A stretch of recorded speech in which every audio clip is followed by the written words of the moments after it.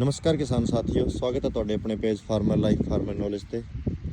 ਤੁਸੀਂ ਕਣਕ ਨੂੰ ਚਾਹੇ ਪਹਿਲਾ ਪਾਣੀ 20 ਦਿਨਾਂ ਤੇ ਲਾਓ, ਚਾਹੇ 35 ਦਿਨਾਂ ਤੇ ਲਾਓ, ਸਭ ਤੋਂ ਜ਼ਰੂਰੀ ਗੱਲ ਹੈ ਜਿਹੜੀ ਆਪਾਂ ਆਪਣੀ ਫਸਲ ਨੂੰ ਖੁਰਾਕਾਂ ਦੇਣੀਆਂ ਨੇ ਉਹ ਟਾਈਮ ਦੇ ਹਿਸਾਬ ਨਾਲ ਦਿਓ।